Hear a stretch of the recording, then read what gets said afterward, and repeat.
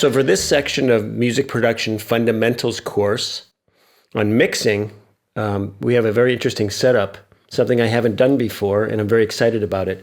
I do have, students all over the world that I teach by Skype and with remote computer technology, but I also have in the Los Angeles area students that I teach face-to-face, and some of them in their own home studio, and that's where we are today. We're at the home of Bob Moosavi, one of my top students in the LA area. Hi, Bob. Hi, Gary. Thanks for being here. Thanks for having me. Yeah. So we actually are looking at Bob's screen on his home studio. He also uses Cubase, as I do. And first, I just wanted to ask you, Bob, about your background and let the people that are, watching this course in on your background and who you are, so we get an idea before we listen to your music. Sure. Well, I started out as a guitar player, and I would play rock guitar and metal also, and then moved on to playing drums for a little while. And over the past few years, I've been really interested in electronic music, so I've been trying to dive into that world and the world of plugins and and DAWs. Cool. And when you started your lessons, how would you describe your abilities? There's different areas. So, you have certain abilities as a musician with music theory, EDM, production. How would you describe the various areas of your skill sets? Well, I guess originally, I was mostly learning how to play an instrument, but once you start doing music production, it opens up this world of needing to understand, a variety of things like, the arrangement of your song, the instruments you're using, how to mix and master them all together, how to, use theory in your music. So it was a wide variety of things I had to grow as a musician to be able to produce something, a song from beginning to end with all of those tools. Sure. Cool. And, we've been doing lessons for several months now, and, we've gotten to know each other musically, and we often talk about the importance of music theory as a tool. And that's one of the things that I really want to bring home to people that are taking this course. And how would you describe your abilities with music theory in terms of, actually applying it to your home studio when you started compared to now? And what did you go through in terms of music theory? Yeah, I'll be honest and say I did take some music theory classes when I first started in college, but then I kind of became resistant to learning music theory, and part of the conversation is that people would say if you train yourself to program yourself with all this theory, it's going to just stifle your creativity because you're just going to, force you to use these chords and you can't be creative as you could be. But I remember when we started together, I decided, hey, I'm going to commit to this. And you taught me some of the things that really helped were actually sitting behind a piano, which I resisted forever. I would always use various MIDI controllers, constantly trying to, punch music into sort of drum pads and use the DAWs to pick the scales for me or, generate arpeggios for me. So I kind of became a slave to the machine rather than doing it myself. But I put in the time, and one thing that you taught me, Gary, that really helped was just practicing my major and minor scales with both hands. Start with the right hand, use the left hand, and then learn your chords. And it took, I would say, a solid few weeks and even months to get there. But once I did, it just lifted, the resistance away and opened up this whole toolbox. Awesome. And what different areas of music theory have you touched upon? And could you, share with people that are taking the course that might help them as well? Sure. One thing, the easiest thing that really helped was just learning your chords, which didn't take that long for us. We worked on it together, and there's a interesting site called Hook Theory.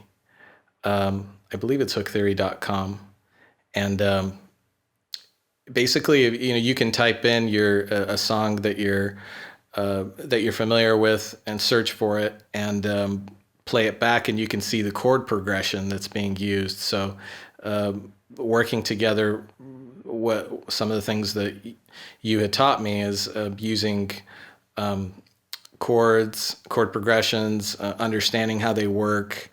There was even a site called is it Muglin Works? Mm-hmm. That basically, my resistance was, I'm going to learn these chords, and it's going to, stifle me because I'm just going to play the same chords over and over again and things like that. But what I learned is the bottom line is there are chords that people play all throughout history that, I guess, have been pleasing to people all throughout history. And when you look at Hook Theory, they basically analyzed all these songs, and they determined that very similar chord progressions get produced and are used, so it opened me up to, rather than thinking of music analytically, thinking of it more as emotionally, and how I feel when I'm writing, and how the chords make me feel, and that was something I never considered before, is kind of using your own body and mind and soul as the sort of driving force behind creating your music. Awesome. Yeah, we've spoke before about how, music theory, in my view, and I think we have come to kind of share this viewpoint, which is music theory really is kind of a compilation of what gives people chills, what pleases them, what makes them feel good, and in my view, what heals them even. And so for someone to resist that, as you said, it's really quite a shame, because as good as their productions might be, and this is another thing we talk about, because I know you love EDM, and for those of you listening, Bob, his goal, correct me if I got the wrong wording, but has a lot to do with marrying up classical music, orchestral music, and EDM. Is that right, Bob? That's right, yeah. Yeah. And so, to do that on the EDM side of things, you really have to have your production chops down. But on the classical side of things, you really have to have your theory chops down. Now, if you were only doing EDM, the thing that you might not really realize is that you still have to have your theory chops down if you want to really rise to the top in music licensing, and since that's the focus of this course, and really be able to talk the talk with directors, music supervisors, film people, video game people. There's so many opportunities in video games. In fact, I don't even know if I said this to you before, Bob, but this song, which you're about to hear, by the way, all of you out there, this piece that he's going to play, after I heard it the first time, I know I was driving home, and I thought that would be awesome in a video game. Thanks. And so, yeah. So to actually compete in that marketplace, you need to know some music theory so that you can actually deliver what's needed and wanted. Many people on the other end of the business that you're talking to, they know music theory, or they at least hire people under them that know music theory. Even the editors that put this stuff together, on the other end of films, TV shows, video games, they're often musically trained people. And so anyway, we can't say enough about that. So the importance of music theory as a tool is the point we're making. Now, well, tell us a little bit about this piece right now. How did you come up with the idea for this? And let's listen to it one time through. Sure. So piece was my experimental attempt at merging, like Gary said, the orchestral music with kind of electronic dubstep music. I like to do synth sound design and create growls and things. And from all the inspiration I got from learning orchestral music with Gary, we kind of married the two together. So I'll play it for you now. And this is Milestone by Bob Moosavi, world premiere.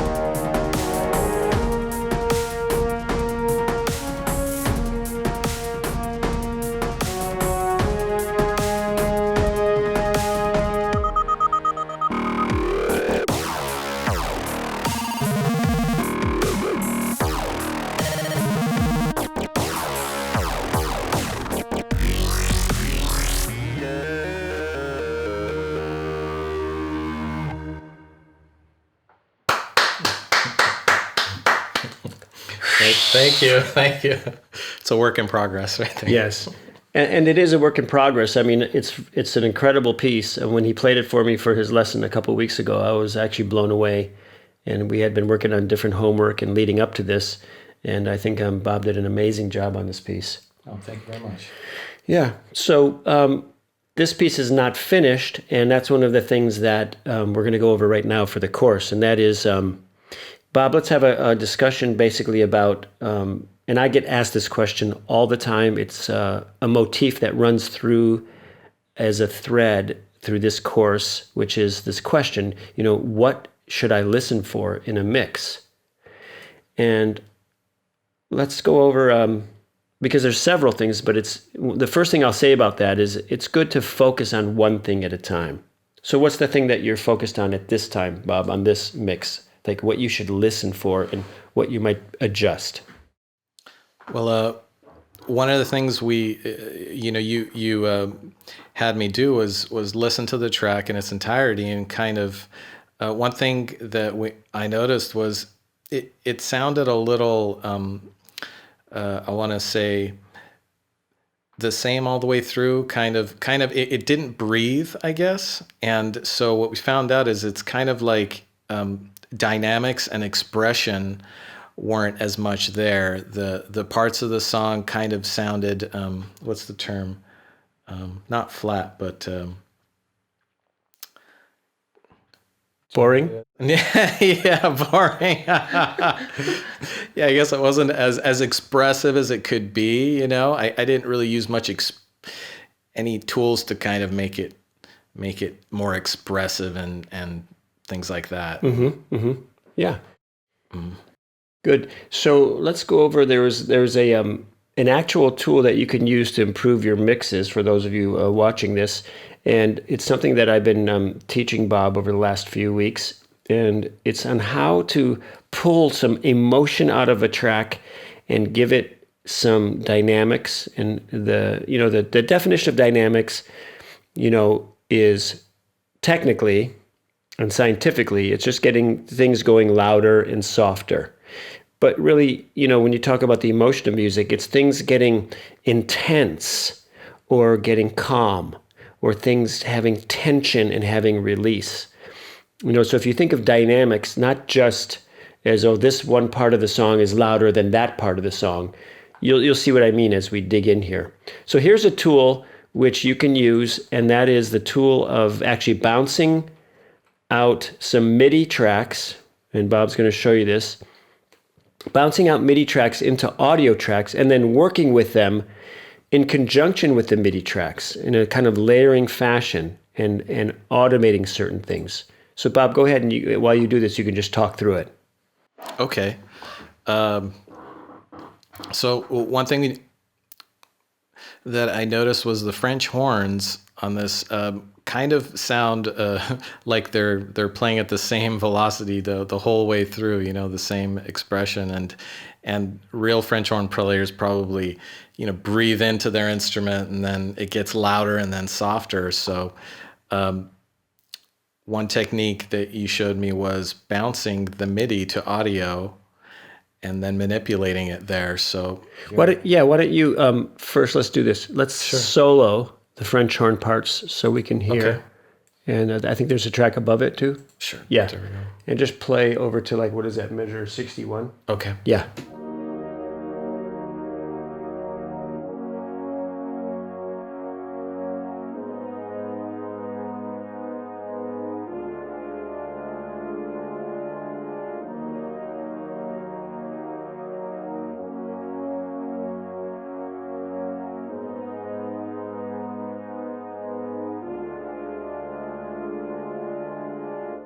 Good.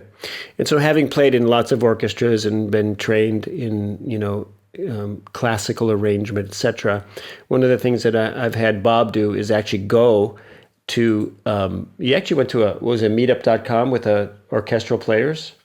Yeah, I was lucky enough to find a group that just a group of orchestral players. I think it was violin, cello, clarinet, piano. It was quite the experience to see them playing live and seeing how they play their instruments. Yeah, and so if I had Bob do that, I encourage you to do the same thing, which is you can actually, the exact same thing. You can look in your area for meetup.com for maybe people playing in whatever genre you're dealing with, and go and experience it, sit in the room with it. These are people that go into a home, in their home. I think that's where it was, right? Yeah, it was at somebody's home, yeah. Mm-hmm. And tell the story really quickly about what did you end up doing that day? Oh, so when I asked politely to come and just sit and watch, and I told them I was learning composition and a student, and one thing I noticed is that orchestral players are very grateful for if there's a conductor, because when multiple people are playing all over the room, it's kind of hard for everyone to follow each other, especially if if their part comes much later in the performance and they have to sit there for a while.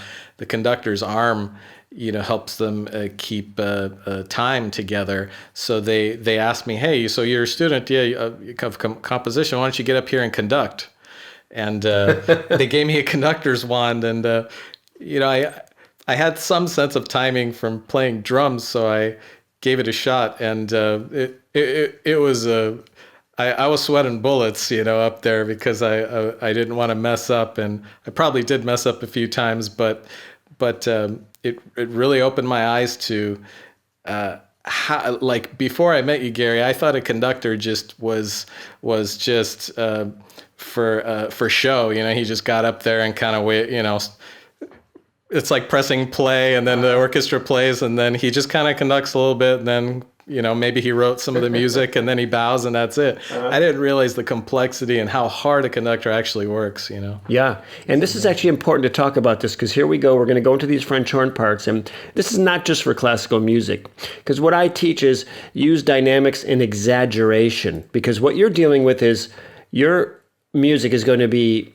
brought to the world or to the listener through two speakers, or maybe more, but minimum two speakers. And from those two boxes, you want to present to the world an emotional performance of your music. So let's dig in there and let's show how we can do that here. Okay. So I'm going to take this MIDI track and I'm going to bounce it to audio. So that'd be export audio mix down.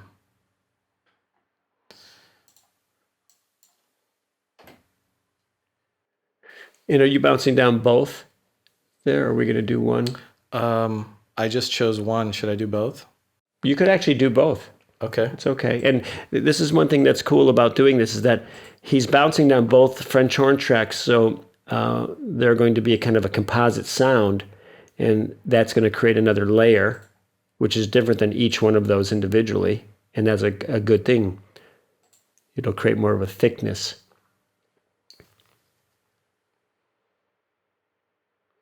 All right, so that's bouncing down.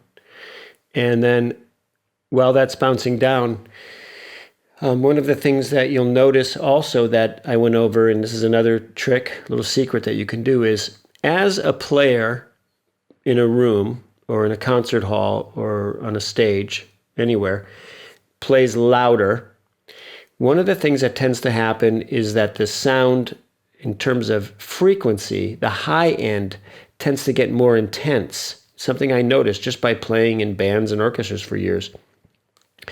And so I started doing that, and then I got a job with the Disney Music Group because they found out that I could make MIDI orchestral music sound like an actual orchestra. It's kind of a little niche that I've been able to dig out for myself. So this is something that I've been going over with Bob, and this is one of the tricks right here, and he'll show you what he's going to do now. So I'm just going to do a little housekeeping here and route this. Yeah, and this is good. The way I want it. You get a star on your forehead. Bob is showing actually, and this is actually very, very important, which is the importance, especially in music licensing, of organizing. It's vital. Would you attest to that? Yes. Good. Yes, definitely. All right, so why don't you explain what you're going to do here to help bring out the dynamics and the exaggeration of this? So firstly, this digital audio workstation allows me to kind of expand the audio a little so I can take a look at it. And that's without making it louder, right? That's correct. Yeah, and most DAWs do that. You can expand the visual waveform without making it louder, because there's other settings on your DAW where you do the same thing and it's getting louder.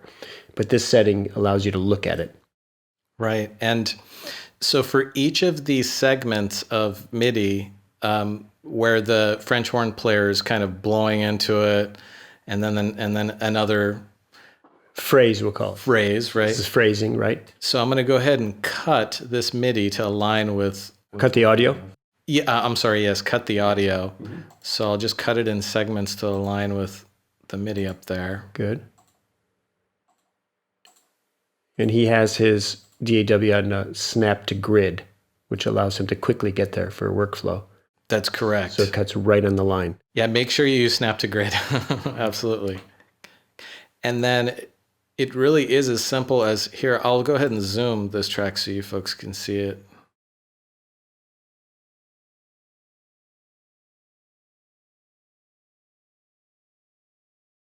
So now a lot of DAWs have the ability to fade in and fade out, pull in the fades from the sides. And so what we're going to do is kind of exaggerate that. I'm going to pull in the fade quite a bit and then pull in whoops. You can do all of them at the same time, actually. I'll highlight everything. So we're talking about workflow. Workflow. There. Look at that. You get another star for that one. Thank you.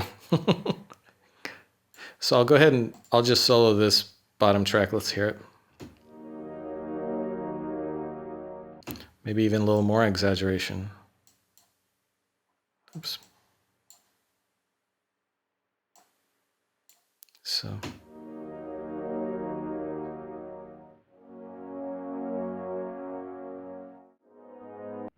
Good. Right. Good. Sounds good. And when they all play together, it gives a little more life, I think.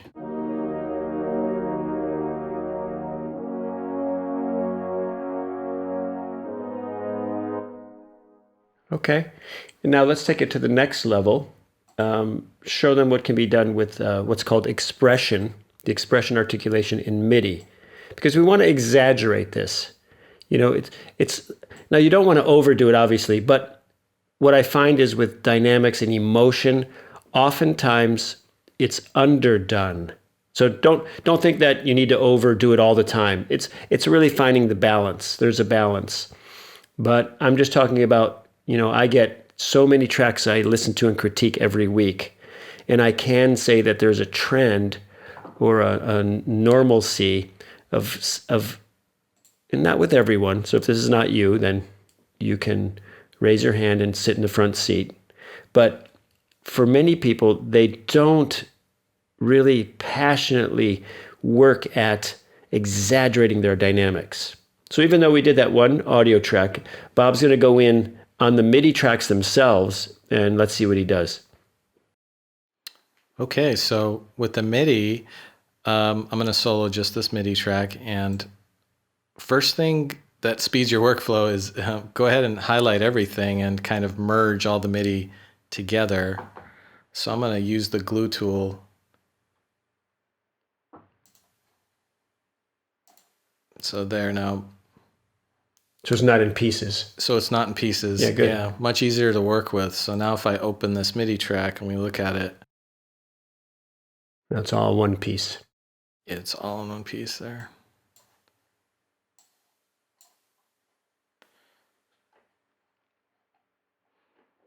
And then down here is your... Those are your articulations and dynamics. And I'm going to pick expression. And I guess there's various ways you can do this. You can use a line tool. I kind of like drawing it in by hand, so I'll pick a pencil.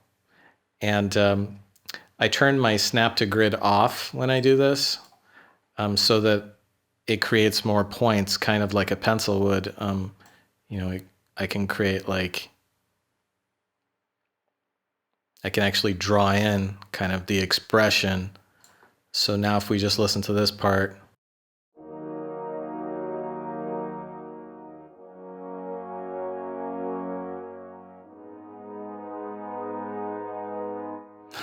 it gives it that nice, that breathing. Good.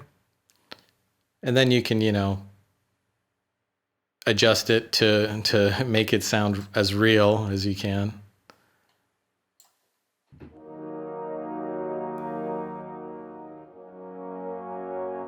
Good. Why don't you go ahead and draw in the remainder? Okay.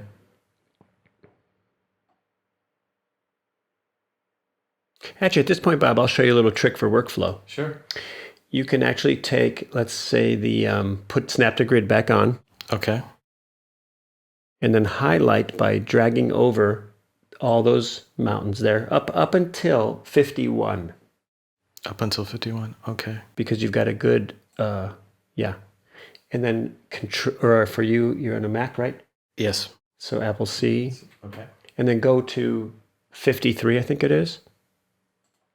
And then paste.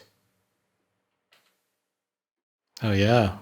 There it is. And then it'll save time for you. And then you could even out, yeah, right in there. There you go. And maybe do the last one. Oops. Because snap to grid. That's what happens when you don't put snap to grid on. I mean, when you have when it you on. do, yeah.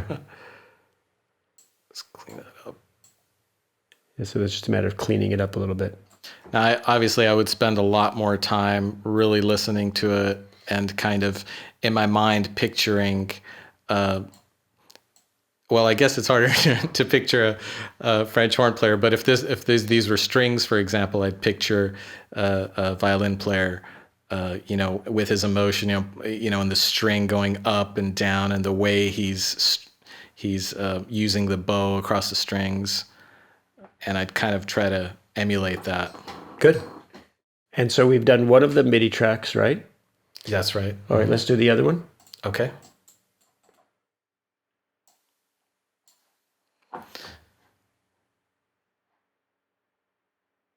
So I think this one's already merged together. Mm-hmm. Okay, great. So I'll go ahead and pick expression. Mm-hmm. And Now you could actually go ahead back into the other track. Yes. And you can copy and paste that entire thing on the bottom. Oh, yeah. There you go. Or if I should... Try grabbing, yeah, there you go. You got it. Perfect. Okay. Then go into your other track.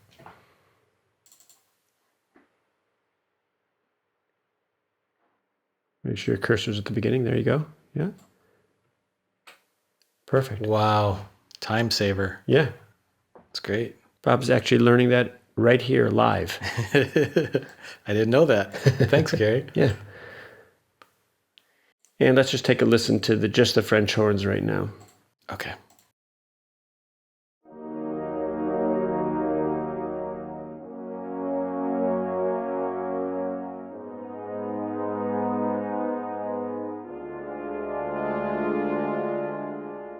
Good.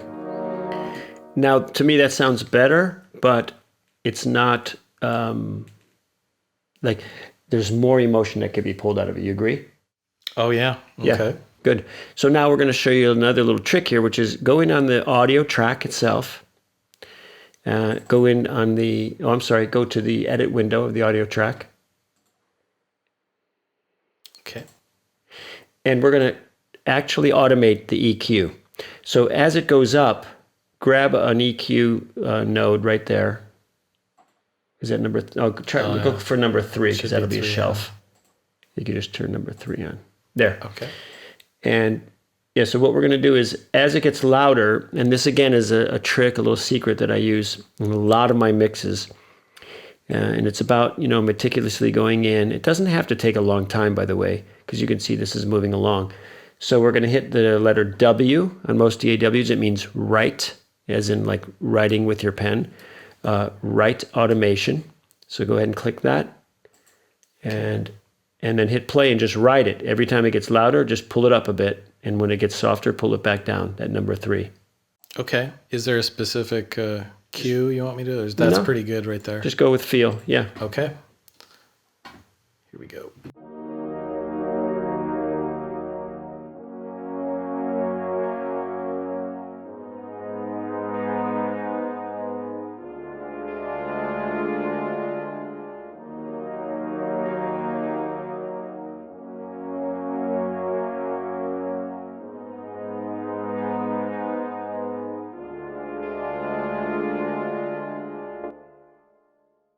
Awesome job. Thanks.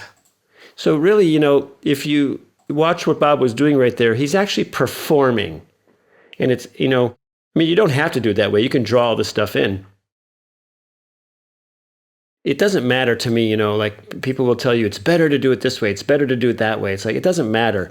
As long as when you play it back, it's pulling emotion, it's creating an emotional impact on the listener. That's really all that matters. So now Bob will show you how he's gone in and he's located the actual result of his automation, and he can adjust if he wants to, any of those lines of automation. So go ahead, Bob. Yeah. Should I, adjust some? Yeah. So this one looks a little, so here I have snap to grid on, so I'd need to set the quantize to maybe something a little finer. 1/64th note, okay. 132, 116 is even fine. Good. And then you could zoom in on a particular part, and when you click, it creates these points, and obviously you can adjust however you like.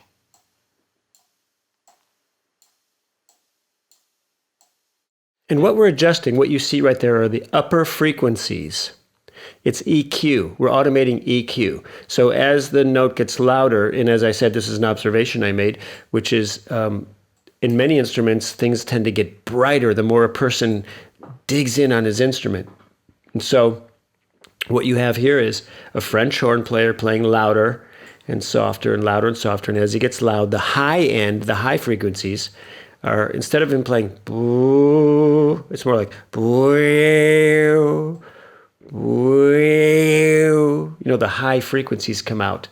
And we'll take a listen to that.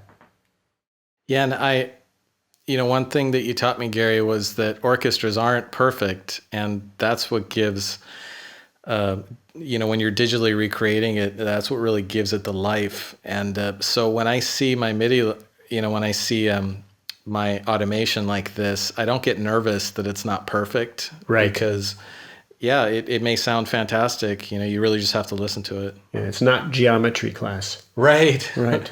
Yeah.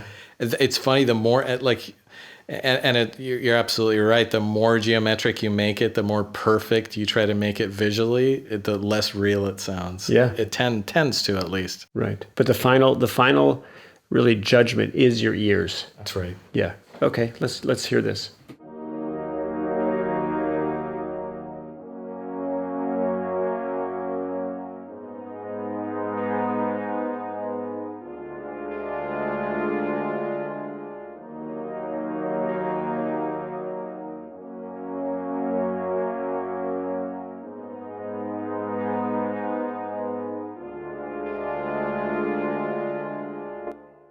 Good. And then there's that little piece at the end on the right.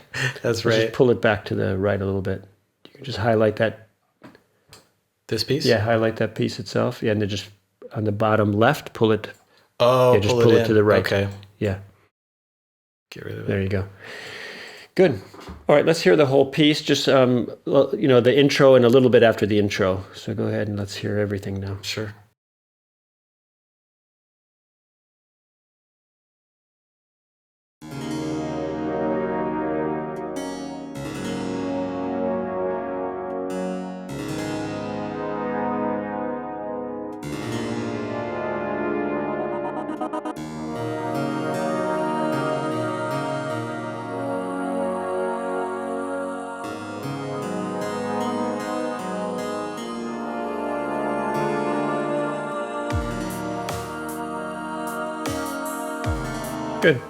Good.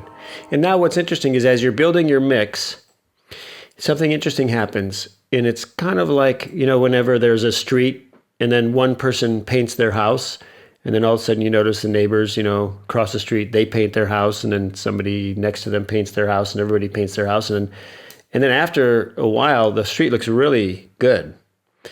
But when the first guy painted his house, it kind of looks a little bit out of place in a way.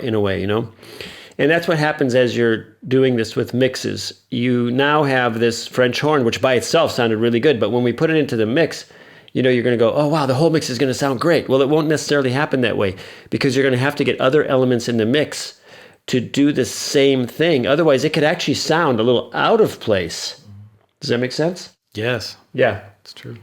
So go ahead into let's say the choir. That's one thing that's happening there. I think you have some female vocals or something. That's right. Yeah, up here. Yeah, and let's do the same thing. Okay. Yeah, I basically have a female vocal. It's a MIDI driven, but I'll go ahead and bounce this to audio, or should I actually do it in the MIDI? Yeah, let's go ahead. Let's bounce that. And I'll give you another little trick on workflow, which is highlight the green, just everything from the very left to the very right of the green. I think is there something below that is already bounced? Yeah, these are bounced. Oh, they're bounced. These are the already. reverse. Okay, no problem. And then hit the letter P on your keyboard so that the left and right locators are only over that part. So when we bounce, it actually saves quite a bit of time. Great. Yeah, so go ahead and bounce that out. Now, should I be bouncing them into audio? Yeah, okay. Go ahead and bounce into audio. So is it export? Yes. I mix down. There you go. So this will be...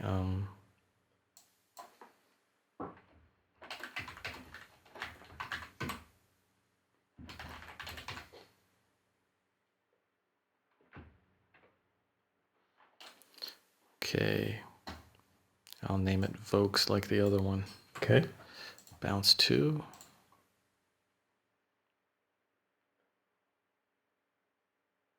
So you'll notice that there's less for me to say during this bounce because it's going much quicker. You're probably happy about that.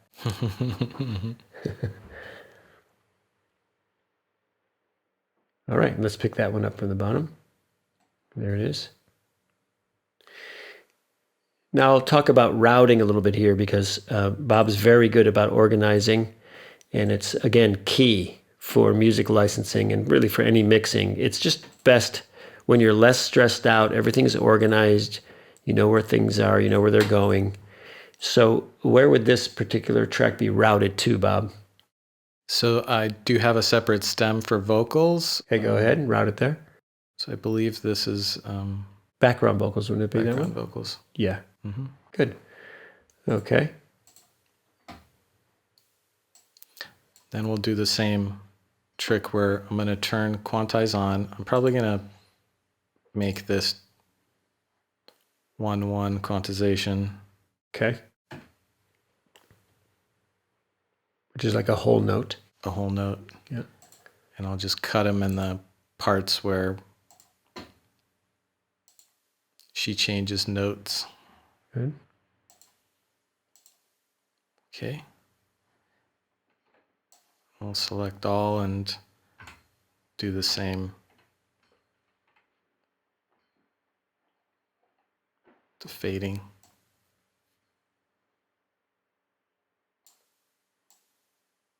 Very good. Let's solo that track. Listen to that.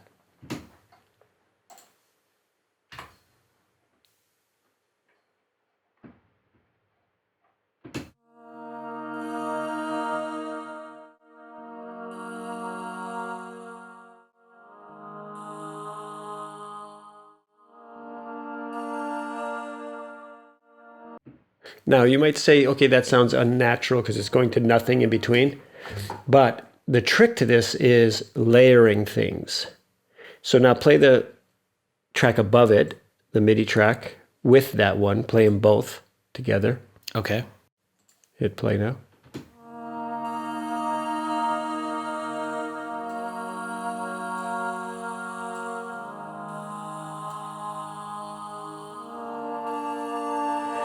Good. And you have to consider what the sound source is that you're going for and how to create emotion and dynamics out of it. In this case, you have more than one person singing, so they're not necessarily all going to breathe at the same point. And it might even be written in their parts to do that, which is the same thing as a pad, like an EDM. You know, you can hold that thing down forever, right? Mm-hmm. So when you have more than one person singing, they could actually stagger their breaths and you can keep this flow going. So even though when we soloed the audio track and it kind of sounded like it went to silence in between, let's do that again. Just solo the audio track. I'll show you what I mean. Listen to this.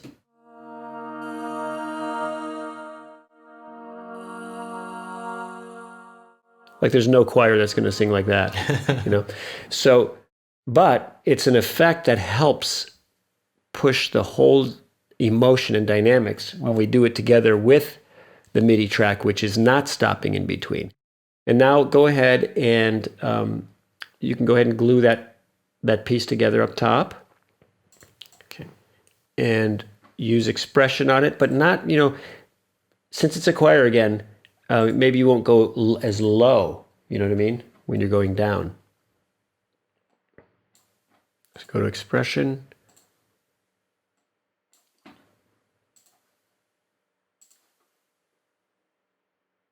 So maybe not as low like yeah, here. but go high.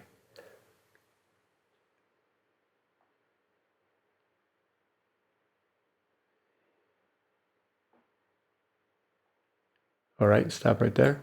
And then go ahead and go in grid and copy and paste that one. Let's see what that sounds like. Okay, good.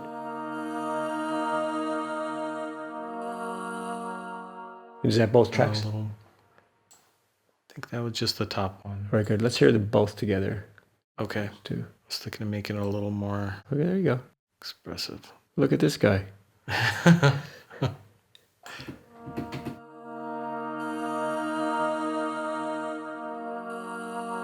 Okay. Good. I'll go ahead and paste those. Okay. Mm-hmm. Good.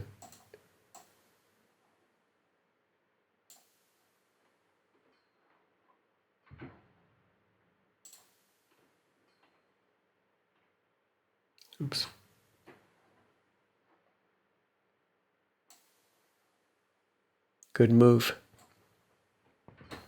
Thank you. Anything to save time, really. Yeah, that's very important.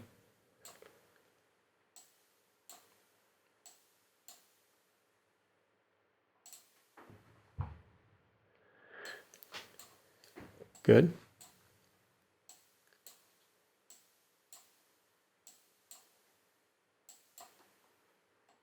All right.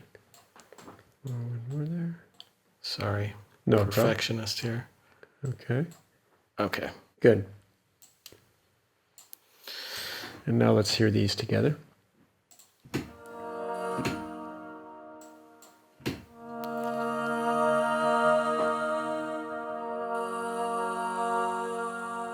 Good, that's better. Now go in on the audio track and let's do the same thing we did on the French horns, which is if you go to the edit window of the audio track, we're going to automate the EQ. And you could actually go a little to the right, a little higher, since we have female voices. Somewhere in there. Somewhere in here? Yeah. Okay. And exaggerate. You ready? Sure. Here we go.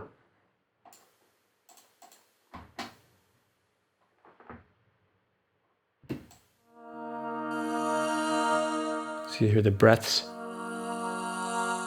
Nice.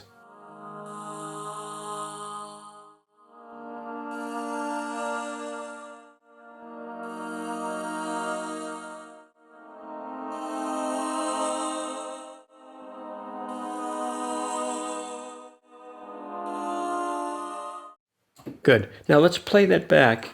That's right. He turned the W off, which is right. But let's watch it this time. Let's watch the EQ as it's automated. I don't think we had a chance to see that in the last one. So go ahead and hit play. Okay. You want to play both Sure. female parts? Yes, we can hear that together.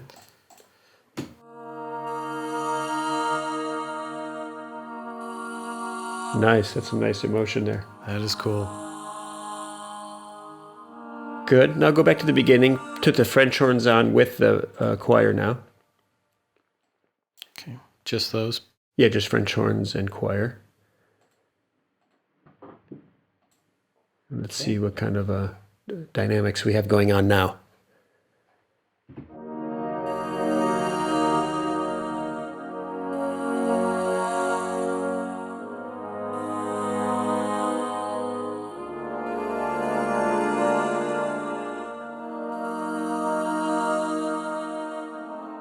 Good, good, excellent. Let's hear the whole track from there and then into the next section a little bit.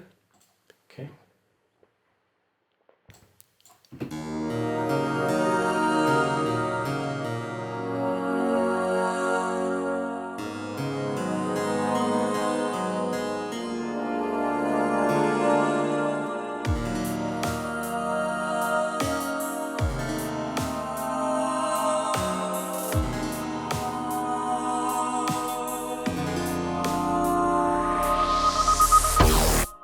See, it was actually, I felt the emotion. I could even see the looks on their faces, you know what I mean? Did you notice that? Yeah, I can't believe how much that EQ helped it. Yeah, it's a great little trick.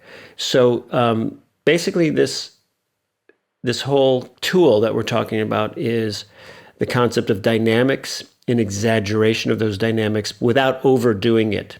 And then aligning your entire mix to those exaggerations. It's not always the case where every instrument is going to be going louder and softer and louder and softer. That may not be the arrangement. It may not be appropriate for that song. You know, you might have some kind of drums going, laying down a groove, and you don't necessarily want them to go louder and softer unless you do. But you know, many times a groove is consistency. So the consistent dynamics might be from the drums, and then on top of it, you can do things like this. The other thing I would say in here is the harpsichord. Mm-hmm, yes. You know, when I listen to the harpsichord this time, Bob, and tell me how it sits to you with this other dynamics going on. If there's anything you might do to adjust it. Okay.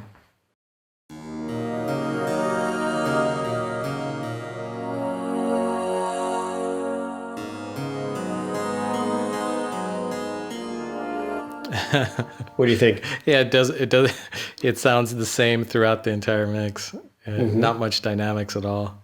Good. And so how would you treat that? I guess I could add kind of the same. Okay, let's try that. Yeah. Okay. I think it's a good observation. So here we're talking about what to listen for in a mix. This is a perfect example right here. Dynamics, and emotion, without getting all technical. So I'm going to go ahead and glue these. Good.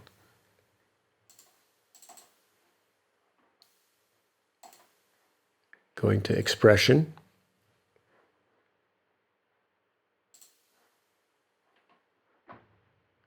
So this,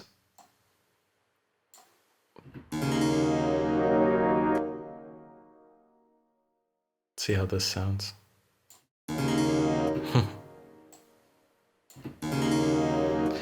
It might be one of those instruments that doesn't have much in the Could be. Or actually, I'm not helping it because it's already playing the note and then I'm manipulating it.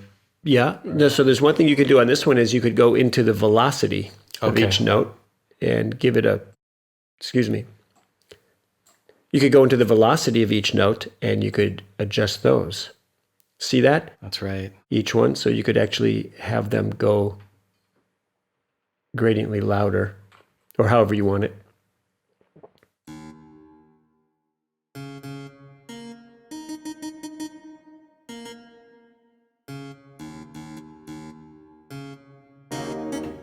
Let's try this.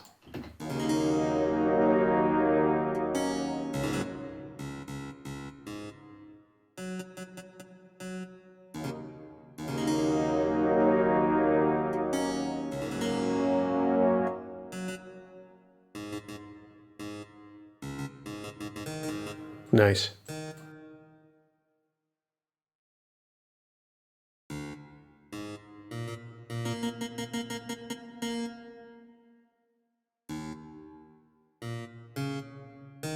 So in MIDI, as Bob's going over, some instruments react to different articulations in different ways. And it depends on that virtual instrument and depends on your DAW. In this case, this is a percussive harpsichord and it's reacting really well to velocity.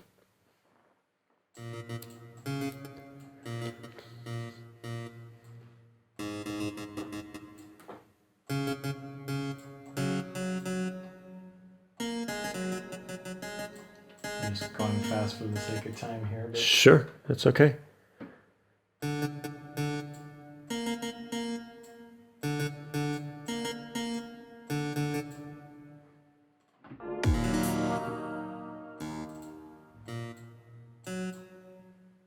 And one thing you might try to do, Bob, is to hold your mouse down and just go on an angle.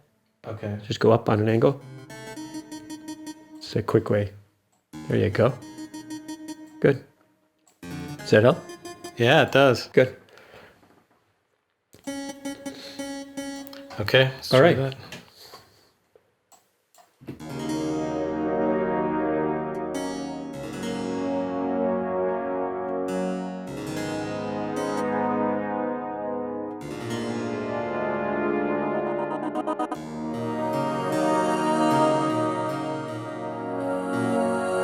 Good. So Bob's going through and he's listening closely to each note as it's being played.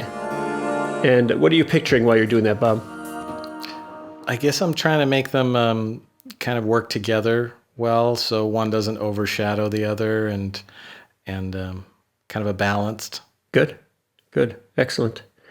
And here's a mixing little technique or tip or little trick here that we can go over right now, Bob, and that is if you go into the edit window of this track, where you'll find the EQ and any plugins that you can put in there.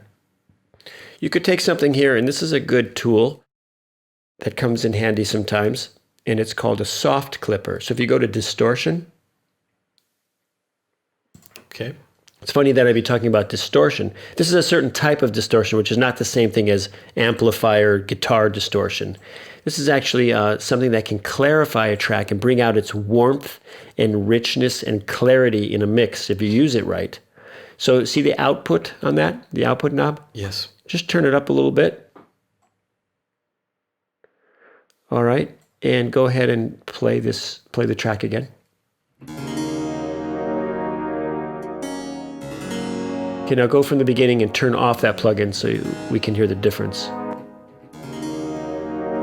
So it's softer, but it's not just softer, it's a little thinner. Now watch, it gets louder but thicker kind of and more present.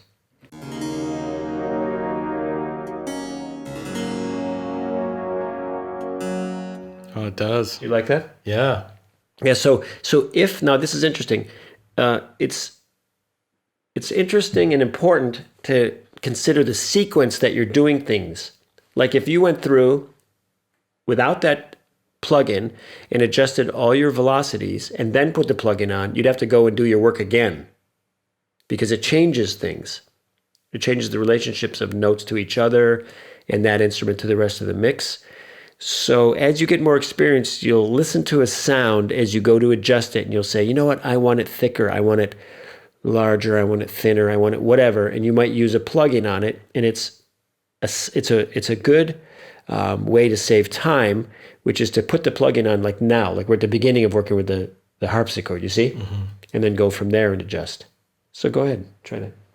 Do some adjustments. Yeah.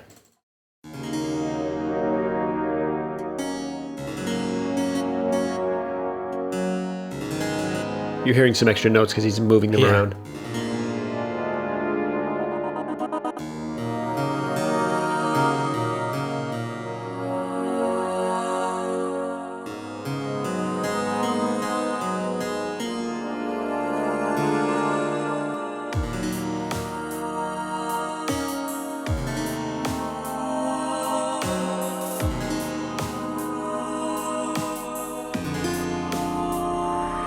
How do you like that?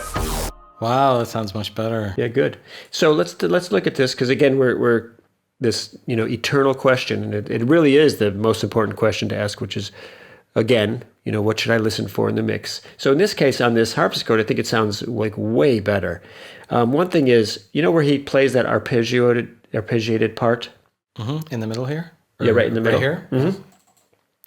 To me, when I'm listening, well, let me ask you, like he's playing kind of an accompaniment part before that, right? Like some chords. And then how would you describe that part? Let's play through it. Go ahead, from right there.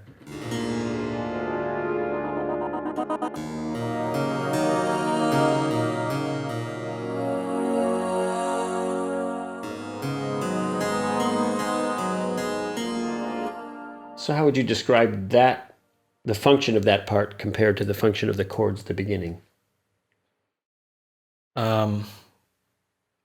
I mean, is it kind of a... I guess I'm not exactly sure. Is it kind of... Well, what I'm looking at is this. At the beginning, he's playing chords like he's accompanying things. And then it's almost like a little solo part. Oh, that's right. Right there. And so it feels almost to me like the first notes get lost a little bit in this solo. You see what I'm saying? Like there at the beginning with the chords, we can sweep up the notes. It's like blah, blah, blah. Then he actually makes a statement. He plays a melody. You see what I'm saying? Right, right. So let's see if you actually kind of even out that melody to bring it forward like a solo. See if you like that better. Okay. So this is another thing to listen for in a mix, is like the function of every part in every section of the song and what it's doing. So in this case, what it's doing at first is accompanying, and then what it's doing is it's actually making a statement. It's playing a melody. So we're going to bring it out a little bit and see if we like that better.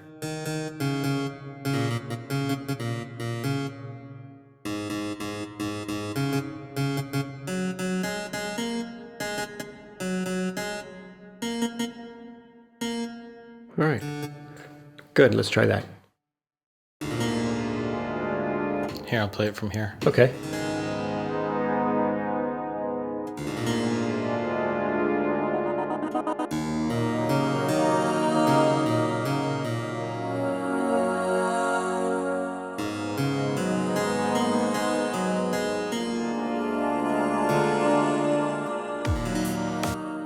I like it. Good.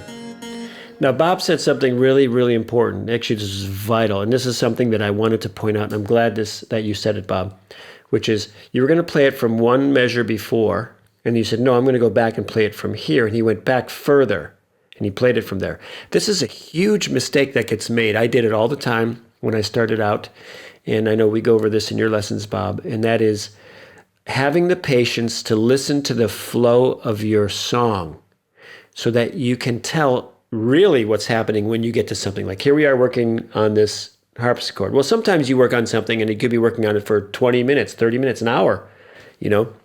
And if you keep looping it over that one little section, it becomes its own little song, you know?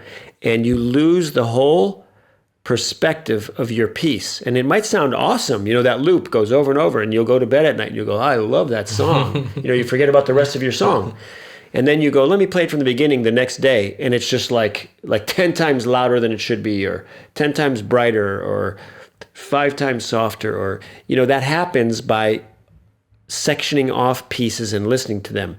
And it's hard to sit there and listen from the, you know, going back.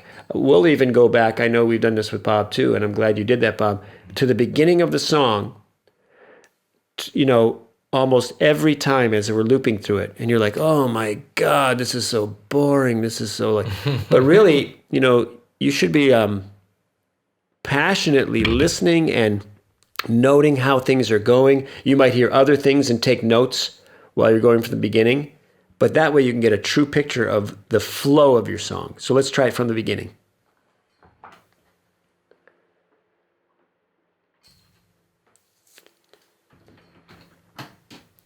Okay.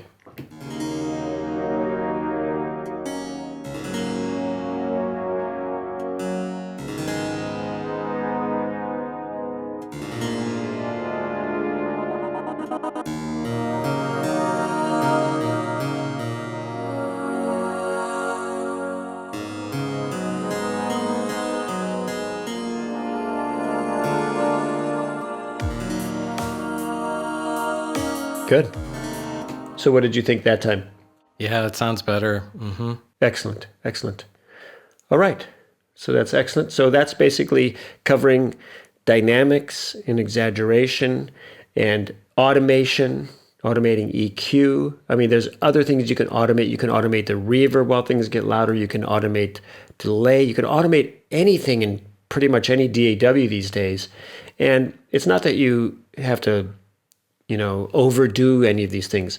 But again, since you're presenting this medium of a recorded piece of music through boxes, speakers, the listener doesn't have the, you know, luxury of watching the performer. Because, you know, a lot of times you see a guitar solo playing and half the passion of his guitar solo is in his face. You know what I mean? That's right. And it just makes everything sound better. So if you don't have that face, you have to put that face on your music. Does that make sense?